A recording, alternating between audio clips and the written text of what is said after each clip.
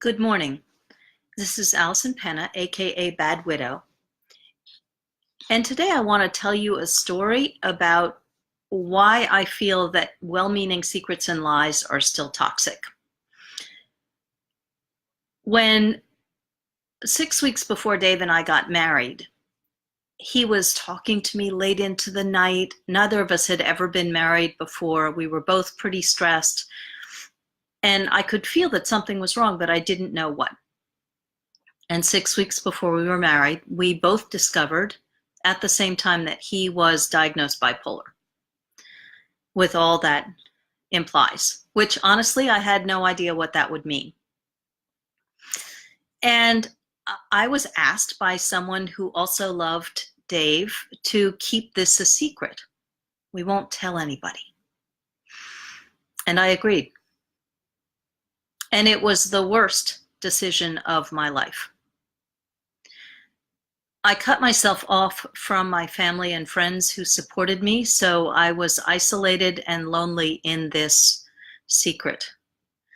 I wound up lying to people who loved me and who loved the other person, who loved my husband, because I was keeping this secret. And keeping this secret was meant to protect him, protect me, because other people can be pretty harsh about experiences that they don't understand, that they don't know. And honestly, I could have no idea what our life together would be. Now, obviously, it worked out.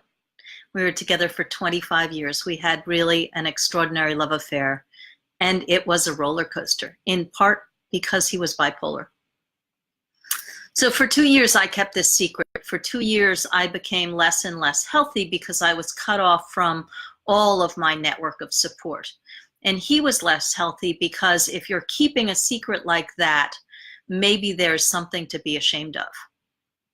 Maybe there's a valid reason why this secret is being kept. Maybe there's a reason why we're lying about the side effects of the drugs that people take to manage something like a bipolar condition. So shame, an exacerbation of the shame. Maybe there's some reason to be ashamed if we're keeping this a secret.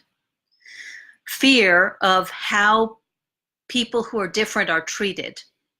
And I'm talking specifically about mental health, but this goes for anyone who's different. When we're different, we're sometimes treated really badly.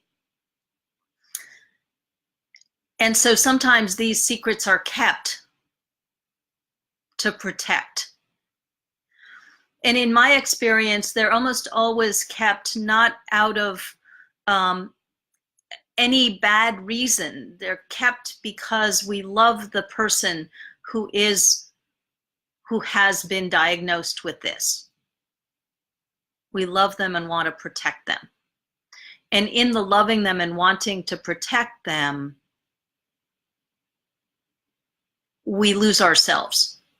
And there's a loneliness, a really profound loneliness that happens. Now, as the story goes, I found out and Dave found out 6 weeks before we were married. He was in psychiatric lockdown. I did not know if we were getting married. He was heavily drugged up when we got married. It was painful, but it was more painful because of the secret. Because we had me, him, and one other person who knew this secret. Just 3 people. We cut ourselves off from the networks of support that we could have had. What's the point? Keeping the secret exacerbates the shame. Fearing how we'll be treated means we isolate ourselves and are treated that way. My friends and family knew something was wrong. The whole of those 2 years, they knew something was wrong. They wanted to protect me. And they wanted to support me, and I was keeping this toxic secret. So it's all a personal choice. But secrets and lies, even if they're well-meaning, are harmful. They hurt us. And I would encourage you to think carefully before you keep a secret like the one that I kept for 2 years. Because there are costs and consequences, both to the person keeping the secret and to the person the secret is being kept about. In isolation, in loneliness, in loss of community, in trust. That's it. Allison Penna, aka Bad Widow.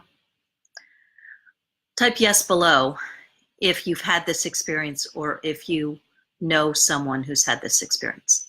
Thanks. Bye.